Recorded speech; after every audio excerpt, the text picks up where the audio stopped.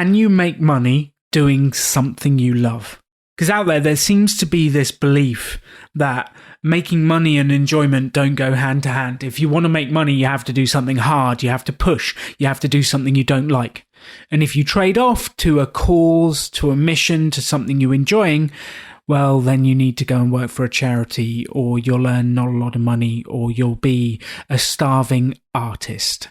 And there's a real dichotomy in the world between making money and it being hard and doing something you love. And this episode is all about making money doing something you love. In episode 5, we had Kelly and Sean McHugh talking about building businesses around what you love. And this is the startup story of Matt Estlea and his YouTube channel about woodworking. Strap in, let's talk about building businesses and making money from your passion. What would it take to become the hero of your own life? To build the business you've always dreamt of? To make money doing something you love? It's time to take control. Can we get on with making money and having fun now? I'm not doing it if it's not fun. Join the rebellion with Alan Donegan and welcome to Rebel Entrepreneur. So welcome to the Rebel Entrepreneur Show, the show that is all about doing things differently to get different results. And I've been looking forward to this episode a lot.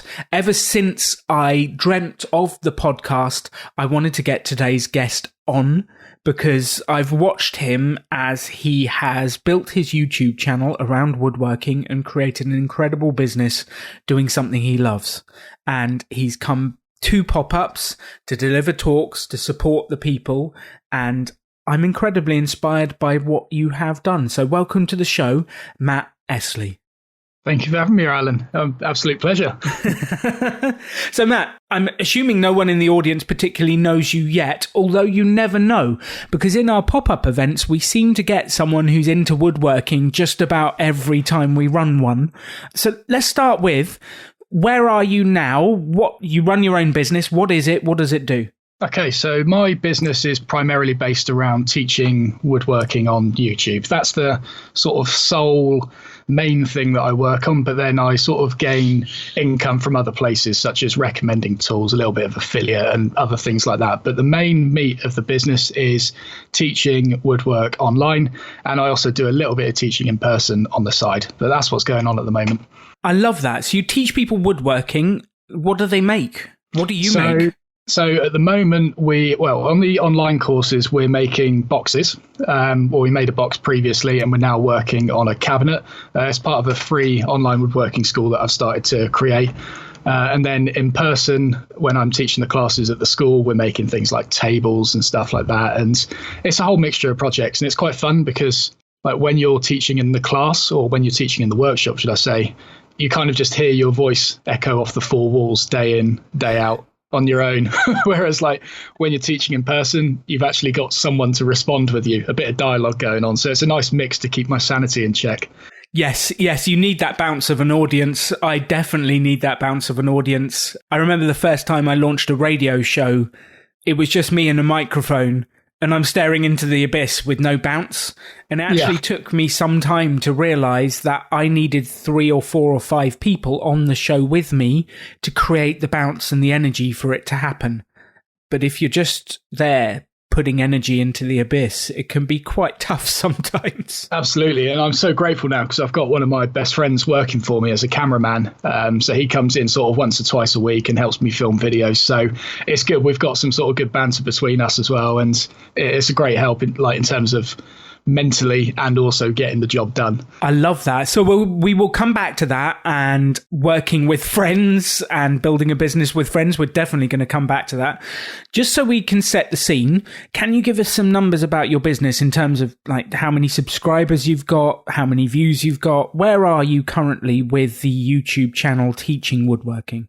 Sure. So I think I've posted around about 150 to 200 videos by now. Can't remember exactly. Over how many years? That's over about 2.5 years properly. Then there was about half a year prior to that where I was doing videos off and on. So 2.5 years, 2 years, something like that. In terms of numbers, we have about 150,000 subscribers at the moment. And then watch time is, again, I don't know the specific numbers, but it's in the millions somewhere. That's incredible. A lot of people have wasted a lot of time watching my videos. They wouldn't watch it if they weren't getting something out of it, Matt. I hope so. So you've built this incredible YouTube channel. You started 2.5, 3 years ago. But how did you choose woodworking? Because this is not the normal choice.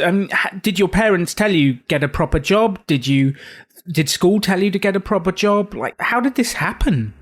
So woodworking, the actual hobby of woodworking came about. I've always been crafty as a kid. We had this after school club, and I always sort of would prefer to go to the craft table rather than the sports hall and play stuff like football. So it's always kind of been in my blood, making stuff. But then the actual hobby of woodworking came from a teacher who came into secondary school, and he was a substitute teacher, and he made bespoke boxes. And he bought in this box one day that I think was worth, I don't know, about £5,000. And it was a box that was worth £5,000. It was incredible, absolutely incredible. And I think the word box is underplaying it. Well, that's the thing. I had seen stuff like this before, through windows and things, but it never actually clicked that someone had actually made that with their hands. It just sort of like it grew like a tree would. That's kind of how I envisioned it. So as soon as he bought it in and he kind of broke down the construction, how he made it and the thoughts and the design, it was just kind of like, it just instantly resonated with everything that I've been doing as a kid with regards to the crafting stuff, and just thought, yeah, this is what I want to do. This is the route I want to go down. Wow. So you had that moment in that class when you saw it going, this is what I want to do. Yeah, I remember the specific moment. Yeah. Wow. Yeah. And then from that was it? Was there ever any doubt, or was that it? Like, this is just it? That was it. That was very late in the year, in my final year of secondary school, very late. And prior to that, I'd signed up to do, I think, things like astronomy and history and things like that at the sort of college that all my friends were going to. And I dropped all that. I didn't even tell them that I wasn't coming. I just signed up to this furniture making school in Oxford instead and went there.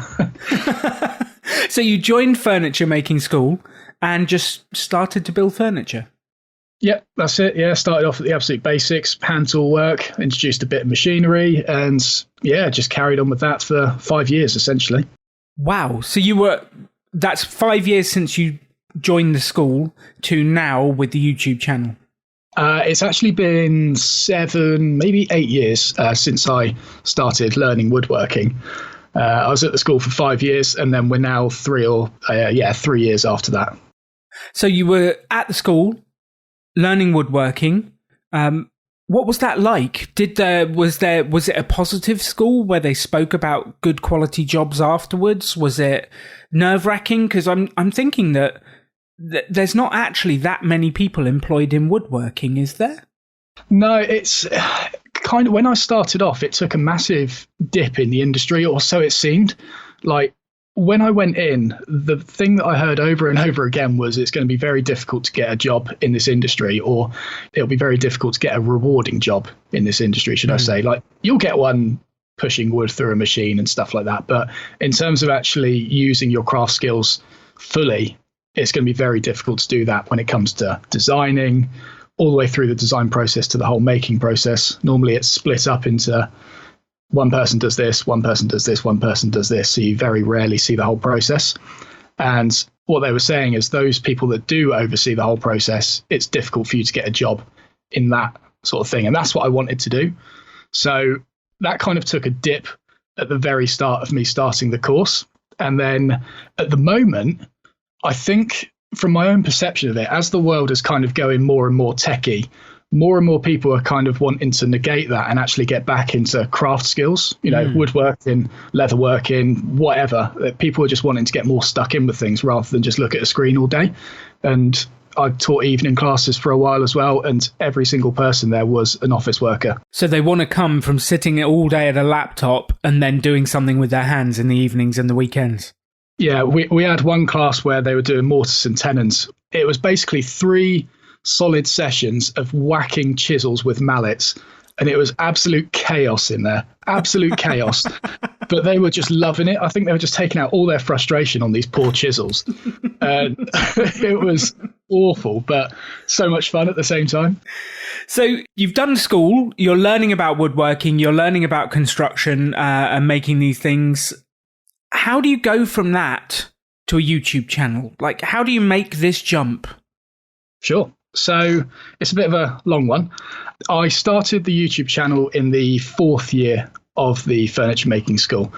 And sort of prior to this, I was in a long-term relationship, and that relationship broke down when I was in my 4th year. And that had a negative effect on itself, but it also uncovered a lot of other problems that I was kind of just sort of pushing down throughout those few years. Like, I was putting more effort into the relationship than I was with friendships. And as a result, when the relationship went, it was kind of weird to hang out with friends. I still had friends, but it was like weird if you went for a beer with them or something like that. I wasn't normally seen at the pub, that kind of thing.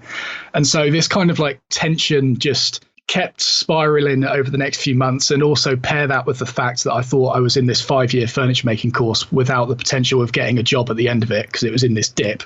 It was like, what is my future right now? And it just spiraled, kept going to this sort of point where I was like, right, like I need to do something here. And the choices were, it was either like join the army, sod off to Australia, or literally just flick the off button. And, I don't like thinking back to that moment, but it was kind of like, it was just 3 things. It's like, I just want to disappear kind of thing, because I'm hating this at the moment. Fortunately, a 4th option came along where it was like, why not just start something that I've always wanted to do? I've got nothing to lose at this point. I don't care what anyone else thinks. I just want to do it. And so throughout my childhood, obviously I said I've always been crafty. The other things I also did was I was also quite entrepreneurial in a way. Like as a kid, I would go to the wholesaler with my dad because he owned a food store, and I would buy sort of these trays of things called brain liquors, buy them for 55p. I buy them for 55p and then resell them at school for £1. And I made quite a good living off it. Got stock stolen off me every now and then. I went through the whole ups and downs of it all. So I sort of had this background with that. And also I made YouTube videos with my friends while growing up as well. Yeah, and just sort of, we made Jackass style videos and things like that. So kind of this moment where it all came together when I realized what I wanted to do was in this absolute low point. It was like, right, I want to do woodwork. I want to get my entrepreneurial skills or background and pair that into it. And I want to get the video stuff that I've done throughout my childhood and pair it into one. And it just kind of like everything that I've been doing up until this point just made sense. And I'm still riding that wave today, to be honest. It sprung from an absolute low moment to sort of just figuring everything that I've always been doing my whole life into this ball of motivation.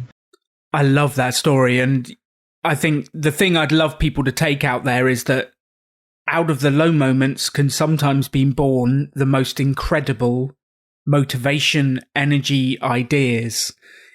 It's just tough when you're in that place to put those bits together. And I think what you did really well was you were able to see the things that you loved, woodworking, video, the energy of what you wanted to do. You were able to see those things, put them together, and to start immediately.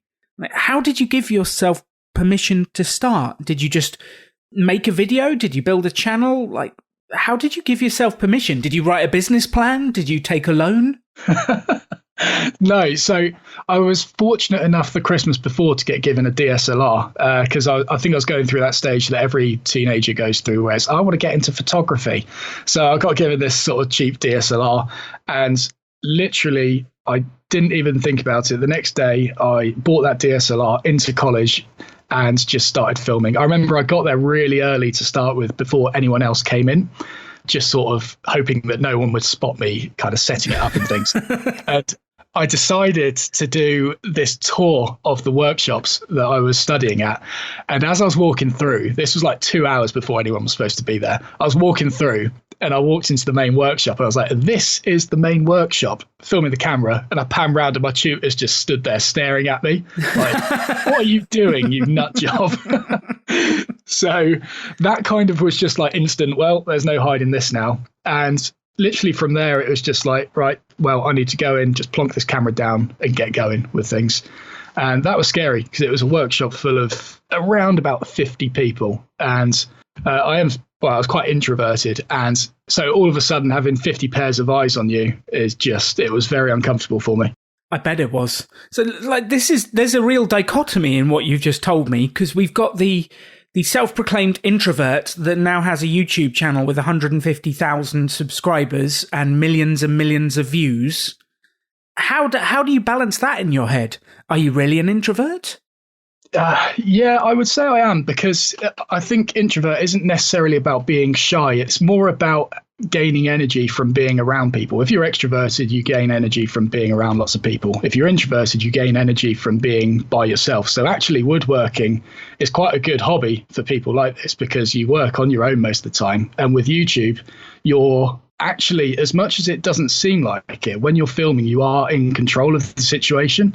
If you don't like things, you cut it out. You can edit things. It doesn't really matter if you screw up. And I think that was what kind of made it appealing to me. It seemed like this big obstacle to start with, but as soon as I started, it was like, actually, this is very natural for me. This is okay. I love that. So the big obstacle, the fear of being on the camera or doing that, what do you think got you over that? Like, why did you just start? I really don't know why I just started. It was just, I kind of had to, I suppose. It was literally because I was in such a bad place. It was either I start or I go back to what I was before. It was just this sort of Y junction in the roads where it's like, I can either do this or I can do this. And I kind of look back on it as either be constructive or be destructive. So obviously I was going to choose the constructive route. And so that is the only reason I got started. It's just that I literally needed to. I had to, or else I don't know what was going to happen. And it was really weird to start with because, like I said, 50 pairs of eyes watching you in the workshop was pretty scary. But what I found was after 2 weeks, it's pretty normal by that point. You're just sort of seen as the guy in the workshop with the camera who gets in everyone's way. Cool. Like no one's really looking at you anymore. It's just everyone's senses are just kind of used to it. So it wasn't long to get over that initial hurdle. And once I did, it's just been plain sailing from there. Well, not plain sailing. It's been easier. That was the biggest barrier. And quite often the biggest barriers to startup are in our heads. But when we actually start, they're not half the size that we actually imagine they are. And I definitely had a version of that with doing this podcast and launching it, was that it felt like a much bigger task in my head until I actually got in and recorded the first few episodes. Then all of a sudden I'm talking to cool people, I'm doing it, and like, this is fun. This is good. Yeah, that's it. I mean, if I looked back at what I built now 2 years ago, or if I envisioned what I have now 2 years ago, or 3 years ago when I started, I would not have started whatsoever. But what I filmed was so raw at the start. The editing was awful. The presenting was rubbish. It was absolutely awful, but you just slowly build these things up over time to where it is now. Well, I think this is what stops a lot of people doing it. And I put stuff out there to the best of my ability at the time, but I know it's not perfect. Well, actually, it'll never be perfect, so how can it be? And I just stick it out there. I think I've worked with so many people that get hung up on, this is not perfect, I need to get it perfect before I release it. And I was actually coaching someone with a YouTube channel last year, and we got to a sticking point where I was forcing or pressing for the videos to go out. Mm-hmm. And they had a negative reaction and said, look, I just can't do it. I can't put it out like that. My opinion is you can only get to version 2 if you do version 1. Version 1 will never be right, but the only way to get to version 2 is to do version 1. The only way to get to version 5 is to do version 1, 2, 3, 4. And by the time you're on version 5, you're looking back going, should I delete that so no one can ever see it again? Do you know, I agree with that so much. And actually, I'm actually at a weird stage now where I think I'm probably on the equivalent of, let's say, version 3, given the amount of workshops I've had. Version 1 was so raw and just rubbish. Version 2 was, I'm starting to get the hang of it. This is cool. Still messing up on camera every now and then, but the presenting's coming a little better, to the point now where it's version 3, where we've got really good equipment and stuff, and I've got my friends working for me doing the video stuff, and we've got into a really good flow of things. But actually, now that we've got to this point, it almost feels like it's too perfect. Seriously, to the point that now we're in quarantine, I've moved half my workshop back home, and I've set up a workshop in my back garden, and I am absolutely loving it at the moment, not having all this camera equipment, machines, everything around me. It's just back to basics from what I did 2 years ago. And it's so fun actually going back to that kind of imperfect feel with things, because it's like a orderly chaos kind of thing. And I think you put more, for me at least, I put more of my personality into things rather than try and take myself too seriously or do things too perfectly. Human beings have flaws, and I think documenting that in the YouTube videos that I'm filming now will be so relatable to a lot of people. I think you're absolutely right, because we all have flaws, we all mess up, we all cause mistakes. And I always come back to, so I used to teach presenting all the time. So how to present, how to communicate, how to create presentations. And one of my favorite examples, they did a study of how relatable certain presenters were to an audience. And they had 3 groups of presenters. The first group made a huge amount of mistakes. They ummed, they ahed, they messed up their words. Like, they made a huge amount of mistakes. The second group made a few mistakes. You know, the odd one, it didn't really matter. It was okay. They weren't perfect, but they made a few mistakes. And the final group were word perfect presenters. Everything came out. They were absolutely on point, word perfect. Which group do you think the audience most related to? I'd say group 2 probably, or 1. It was actually group 2. Group 1 was a little bit annoying. Like, you can't be that bad. You've got to at least be good, otherwise you'll annoy people with the amount of ums and ahs and all sorts of verbal tics and flaws. Group 3 was unrelatable because they were too perfect. And the most relatable, the ones they most liked to listen to, did make the odd mistake. They had things that came out wrong, but that made them human and relatable. And every course I run, I talk about this. You don't want to be perfect because that doesn't exist. And actually, it'll turn people off. Yeah, and I think to get to that stage where you're actually feeling somewhat comfortable, but you're not too perfect, that middle ground, I think, is actually quite quick to achieve. For me, in the video things, it took me maybe 4 or 5 videos maybe to get over that initial terrible editing video presenting style, to get into this kind of massive window where I was in that phase 2 of, I kind of know what I'm doing, but at the same time, I really don't. And that was where the sort of the biggest growth of my channel was. And we just touched into that phase 3 where it was like really professional stuff, properly presented. And I do think it kind of, in my case, it alienated my audience a little bit, and also myself. I didn't feel too comfortable doing it. And as a result, that's why we've dropped back to that kind of raw-ish style. I think it's about being comfortable in your own skin. And if you are comfortable with who you are, the way you present yourself, that will relate to the people you're talking to. From my experience, the only way to achieve that is by getting out there and doing it. And the more you do it, the more you get comfortable doing it, the more you realize people enjoy it and hang out with you. And I think that comfort level, and I'm confident in my own skin, I'm comfortable with myself, and I just put myself out there, and you like me if you like me, and you don't if you don't, and I'm cool either way. I think you have to do a certain amount to get to that. Absolutely, yeah. Let's have a look. So you've done a couple of videos. You've started doing this stuff. From day one, did you see this as your solution to a business, to an income? Or was this just something like, I need something to do? What was it? Did you pin your hopes on, this is going to be the way I make money forever? Other people were doing it at the time I started off. And I'm actually friends with some of the people who I used to watch back then, which is quite cool. So I knew it was 100% possible. And I think I did start it off with the intentions of making it a career at some point, because, you know, I didn't want to be a woodworker who just goes into work and does it as a job each day. I actually wanted to enjoy it as a hobby. And the only way that I could actually do that was try and keep the enjoyment in the making side alive for as long as possible. And if I'm going into work and I'm just pushing stuff through machines each day, working for someone else, then I'm not necessarily going to get that enjoyment from it. Whereas if I went into teaching, where I'm teaching things face to face, then cool, I'm getting hands-on, I'm having to demonstrate, I'm having to show people how it's done, but it's not necessarily letting me control the project fully because I'm having to make it open to people who actually need to be able to achieve that. So the YouTube thing, where I was working for myself and teaching, it hit that middle ground where it was like, I can teach people whatever as long as it makes it achievable, but I can also work on my own projects in the meantime and just have fun with them and document that journey. Not necessarily teach it, just show people this went well, this really didn't. And people enjoy watching that. It just becomes this kind of soap opera style thing where it's like, oh, is it going to work? Is it not? And people get really invested in that. And that's essentially what I noticed other people were doing. And then, what I tried to achieve at the end. Fantastic.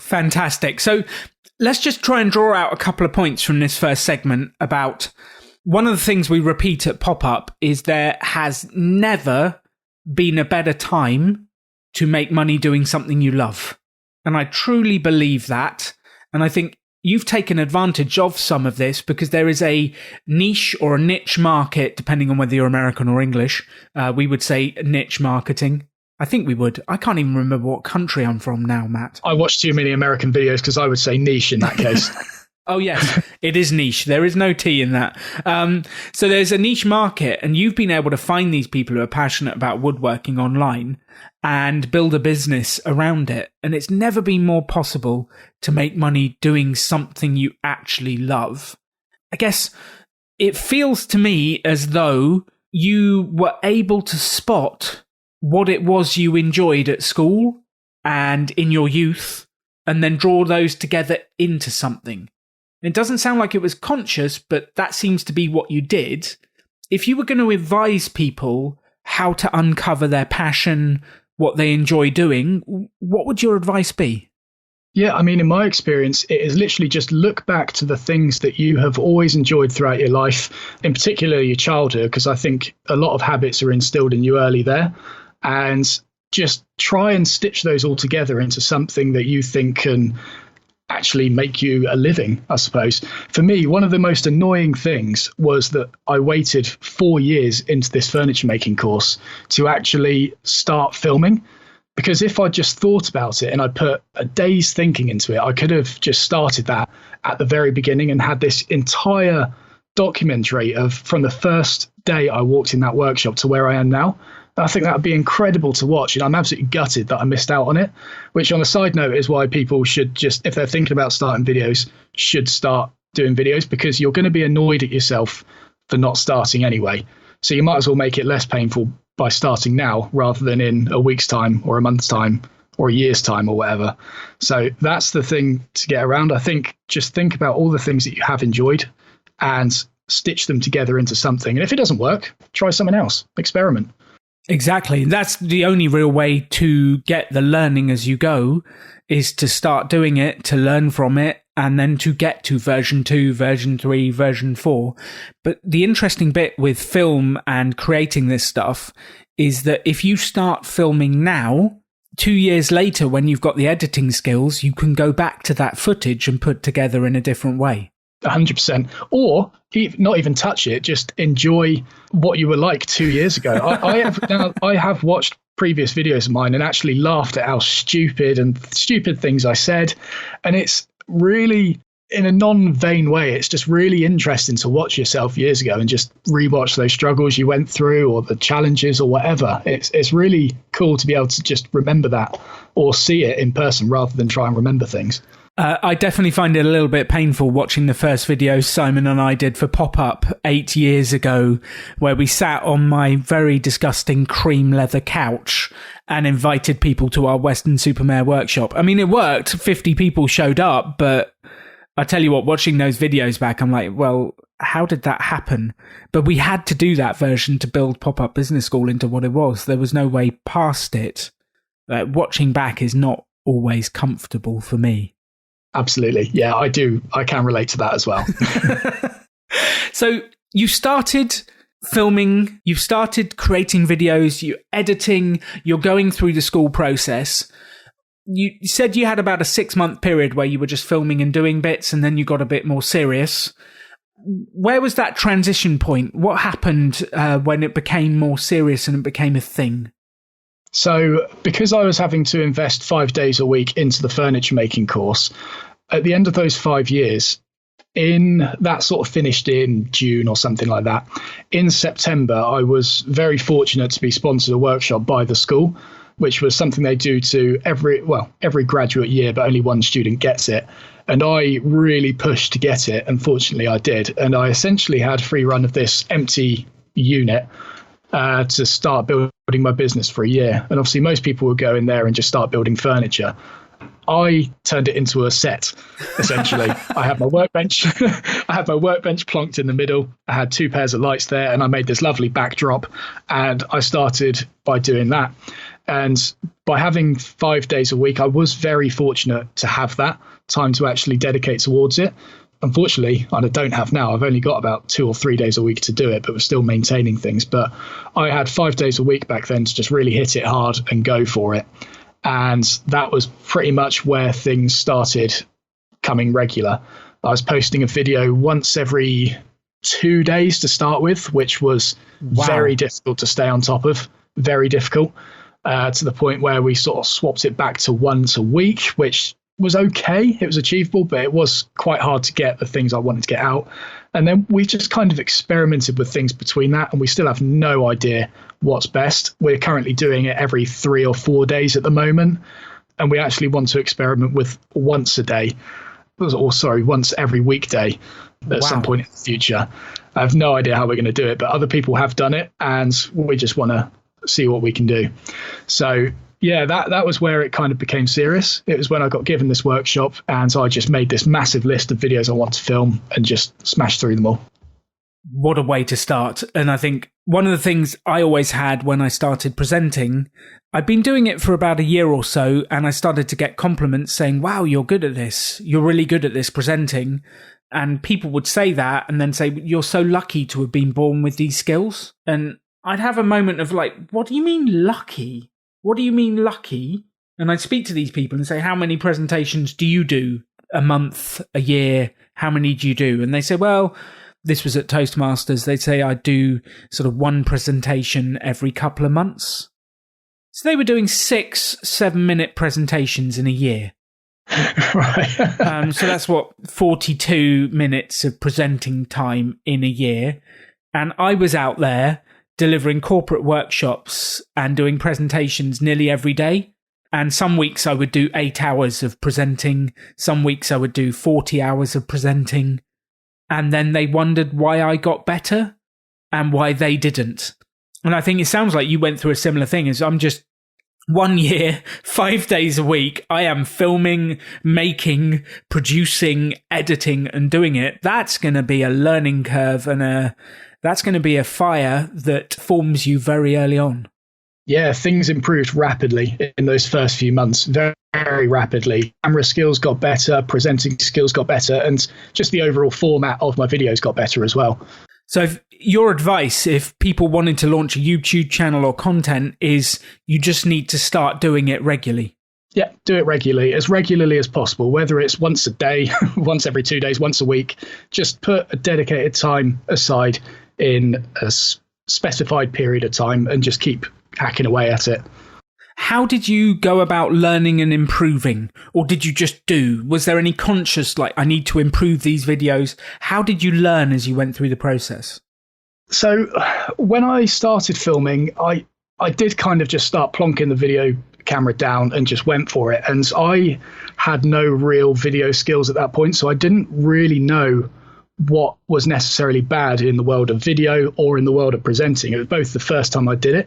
So I didn't really know what was going wrong. I just kind of went for it and just sort of started picking holes in things that I was doing that I wasn't too happy with. Maybe I'm saying too many times. Maybe I didn't present that too well. Oh, this camera angle could change, and just worked out how I could make things better for the audience first.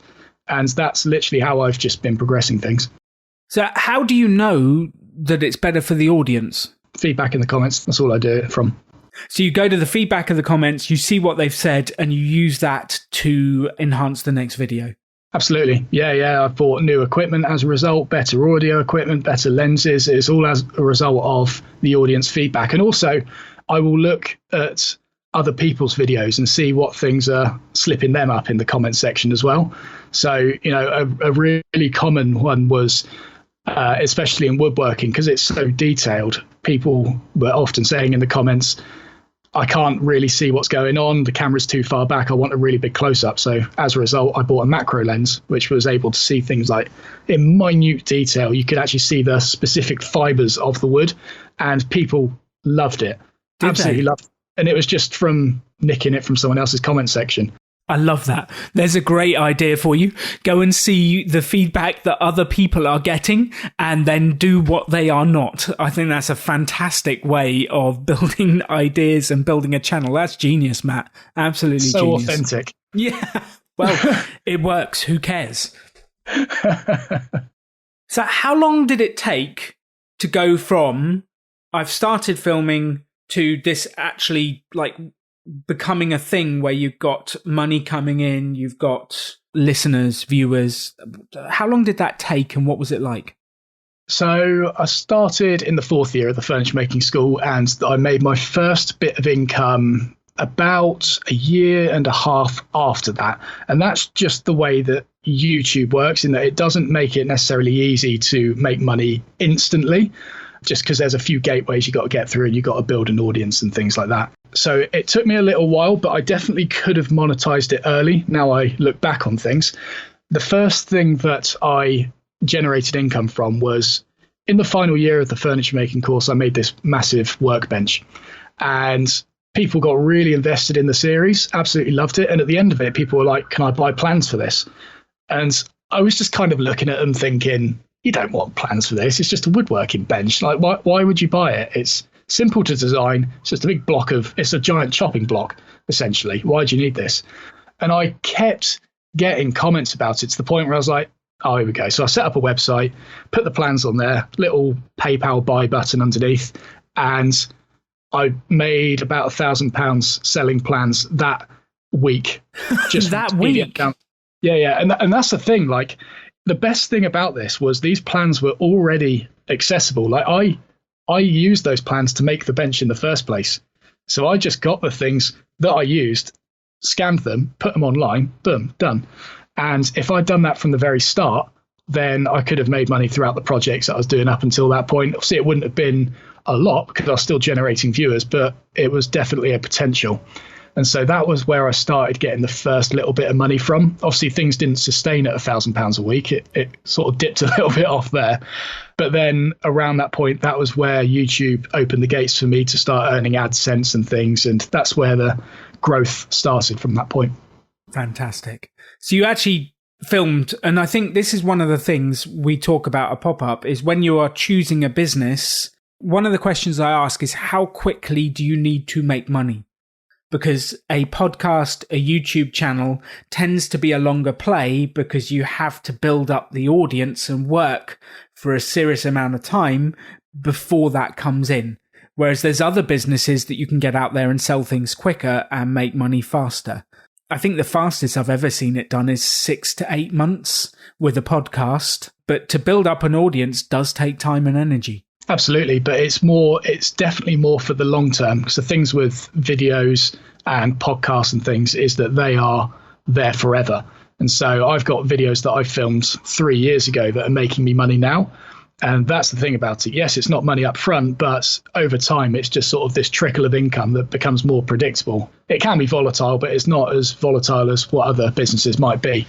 One of my favorite quotes is actually from Mr. Money Mustache, and he refers to his blog posts as his workers. And he's created this thing, he's put it out in the fields, and now it's working for him and bringing back traffic. And it's building up those things that you've created over the years, and then they continue to work for you. Yeah, and that's the thing, like those videos that I filmed 3 years ago, as I said earlier, they were shocking, but they still work. They still work. They're still getting views.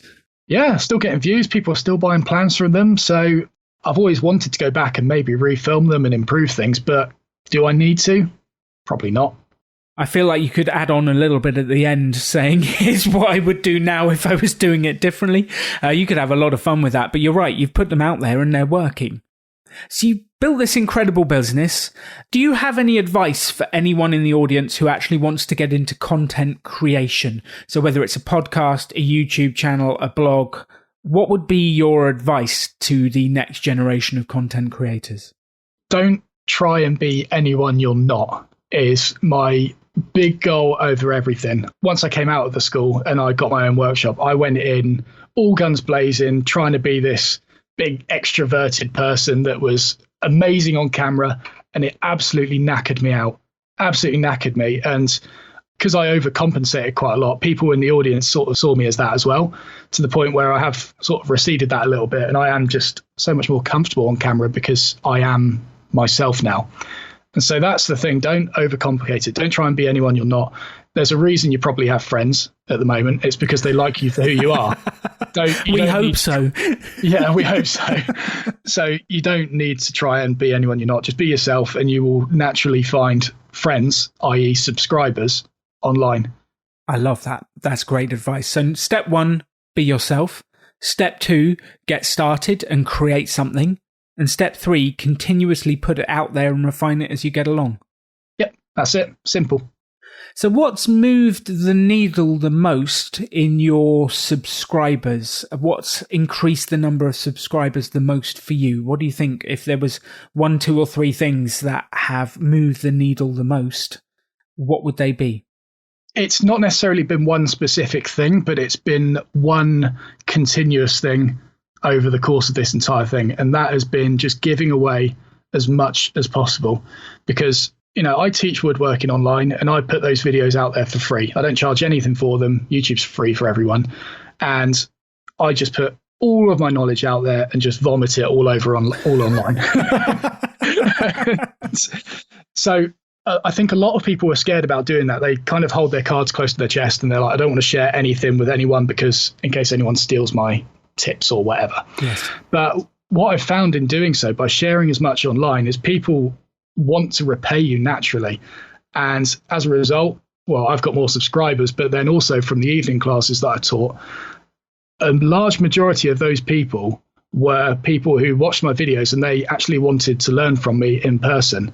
Wow. And I had everything online. Everything that we were teaching in those classes was online. They didn't need to come to those classes, but they just wanted to, because they wanted to repay me somehow, or I don't know. But that's the thing. I think you build up some sort of leverage in your favor to the fact where if you want to sell things or you want to provide a service, people will just want to snag it up as quick as possible. And so that's what I've been doing continuously. It's just give, and then ask for a little bit back, go back to giving, and that's it. Well, fantastic advice. And I think you're absolutely right. It's incredible if you give away your best content, your best ideas.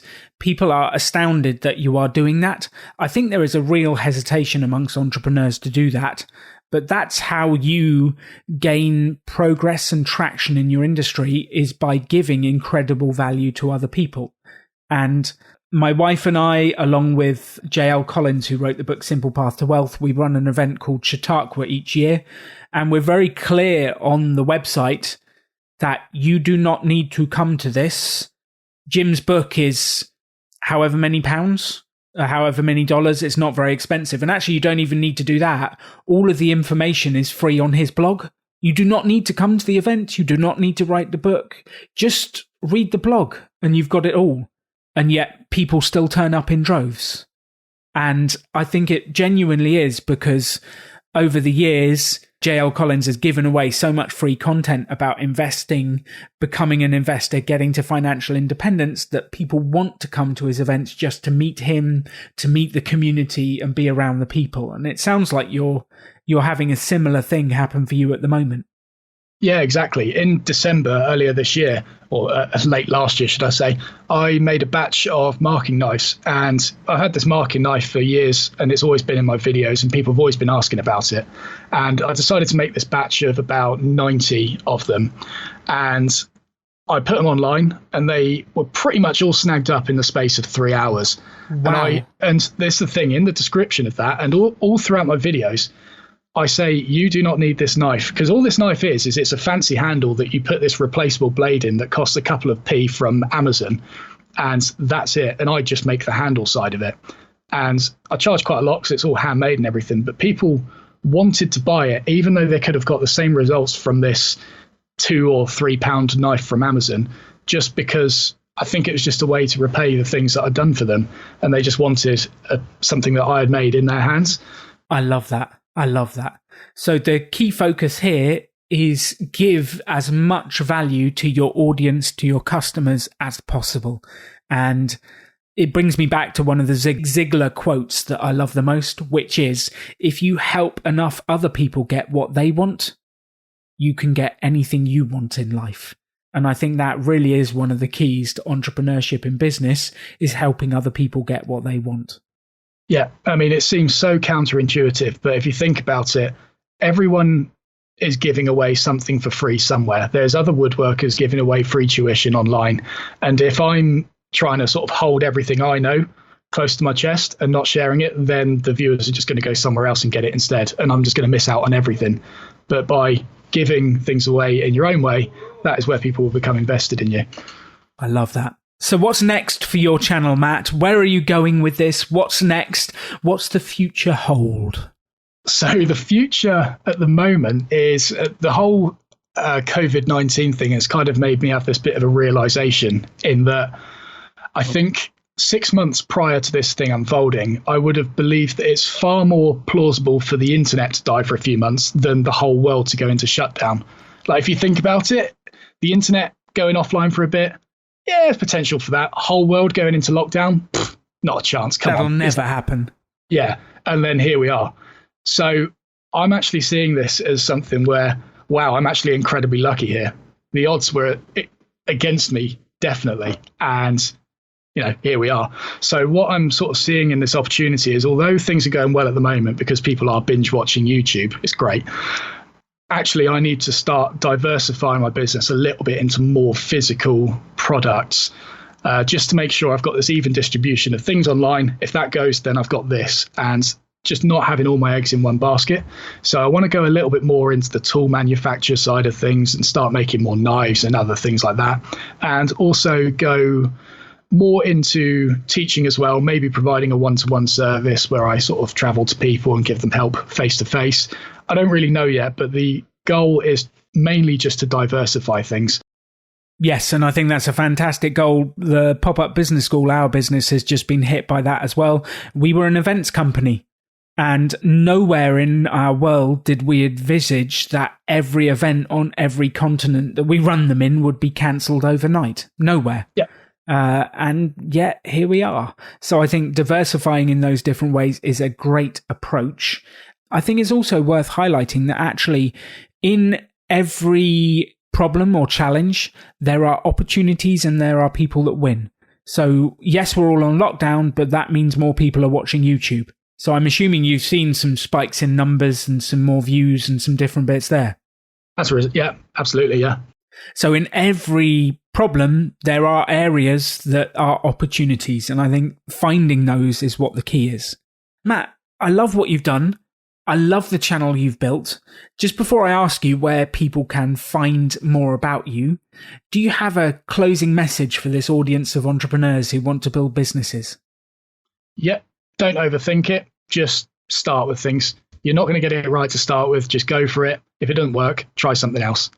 I couldn't have said that better myself. That's awesome. Matt, where do people find your YouTube channel? Where do they find about you? And I know you've been doing a collaboration with Jack and Henry at Pop-Up. Tell us a bit about that as well. Yeah, so you can find me on YouTube by just typing in my name, Matt Estlea. That's Estlea. Bit of a weird one to say, but that's where you can find me. And I'm on most social media platforms as well. I've been making a video creation guide and affiliate guide for the Pop-Up Survival Guide. So if you want to see that, just go to their website, go to the Survival Guide, and you'll have full guidance on how to set up camera equipment, what equipment you actually need, how to plan videos, how to feel comfortable on camera. And also there's a little bit about affiliate marketing at the end where you can learn how it works, how to monetize things. And my learnings from that process, having had it all collapse overnight in front of me. So everything's all on there. Go and have a look if you're interested. Excellent. Thank you so much for doing that for us. And that's actually the practical advice. A lot of what Matt and I have been talking about today is the mindset and how do you get going and what you should do, which is uber critical for you building businesses. And then the practical advice, we've got step-by-step guides that Matt has created that are on the pop-up website, and we'll put links to those below. Matt, thank you so much. You've been a pleasure to have on the show, and good luck in the future with the woodworking show. To the listeners, go subscribe to his channel, watch some of his videos, and get inspired by what Matt is doing. Thanks for listening. Thank you for having me here. That was Matt Estlea. Make sure you go and check out his YouTube channel and his woodworking videos. They are incredibly well produced. He has some fantastic visuals and he's a lot of fun. There was a couple of things I really wanted to highlight from this and to tell you about. And actually, one of the inspirations of Pop-Up Business School was a video done by Gary Vaynerchuk. And the video was back in 2012. He did a talk at the Ultimate Business Mastery System from Tony Robbins, talking about building businesses around your passion. And he stated back in 2012 that there was a great time now to become a content creator. And I actually think the opportunity's gone even bigger. So first up, Gary Vaynerchuk, thank you. Your book, Crush It and Crushing It, The Thank You Economy, Jab, Jab, Jab, Right Hook, all those books and your videos have inspired the next generation of entrepreneurs. It's incredible. And we've been traveling around England, spreading your message and building on it as well. Because I truly believe there's never been a better time to build a business doing something you love. And I think that message that you can build a business, whether it's a podcast, a YouTube channel, a blog, an events business, it doesn't really matter, but there is a way to find an audience doing something you love and sell them something. If you'd like to learn a little bit more, the article by Kevin Kelly, which is 1000 True Fans, just Google Kevin Kelly 1000 True Fans and read that article, is an incredible article, and it talks about the power of the internet to uncover your niche market or your niche market, depending on where you live. Because you can find people who are passionate about your subject, connect, talk to them, and sell them something. And there's never been a better opportunity. What you need to do is actually take action. So many people talk about this, but so few people do it. If you want to be a person that makes money doing what you love, then you need to put yourself out there. And there is magic in putting yourself out there. And Matt's example was incredible, how he just took his new camera into woodworking school and started filming. And he just started producing videos. Then he pitched the college on getting that free space for a year, and they supported him for a year by giving him a free workshop to work in. And he started 5 days a week creating content and putting it out there. And I cannot stress enough, there is magic in putting yourself out into the world. I don't care what it is you do, what you're passionate about, start creating, putting content out there and adding value to the world. I think that process of creation, putting it out there and promotion and finding your niche is incredibly powerful. Now, there is a part here that we really need to focus on, and I'm sure this will come up in the website episode again. There's a saying out there called, if you build it, they will come. It's thanks to Kevin Costner and Field of Dreams, and obviously Wayne's World repeated it ad infinitum as well. If you build it, they will come. And actually, that's just not true. If you build it, no one will come until you promote it. And one of the most important things you can do after you've built the video is start promoting it, sharing it, and putting it out into the world. And that's one of the most important steps. So don't just build something and then sit back and go, I've built it. I hope they will arrive. There is no hope. You've got to promote it. You've got to actively go out there, find your community, engage with them, talk to them, search for the right keywords on Twitter and Facebook and Instagram, and engage people and bring them to your content. Promotion is equally as big a part of this. So that was Matt Estlea's startup story, and that was episode 6. The next episode is episode 7, and it's talking about mini experiments. That is where Simon, my business partner, and I talk about how do you practically start this stuff. So you've been inspired by Matt and by Sean and by the ways to build a business with no money. Let's actually take this and turn it into a mini experiment where we can launch something, get feedback, and see if it works. So you've got to check out episode 7 on mini experiments. If you're enjoying what we're doing, if you're liking it, then please share this with someone who is stuck in a job they don't like to inspire them that there is a way to make money doing something they love. Or leave us a review, share a comment. Please support us to build this podcast. The aim is to help empower people to make money doing what they love. And the more people we can reach, the more people we can help. Thanks for listening. Good luck. And remember, take action. Make stuff happen. You've been listening to Rebel Entrepreneur with Alan Donegan. Be sure to subscribe on iTunes to get new, fresh episodes as soon as they've launched. To stay up to date with the Rebellion, visit choosefi.com/rebel. Thanks for joining the Rebellion.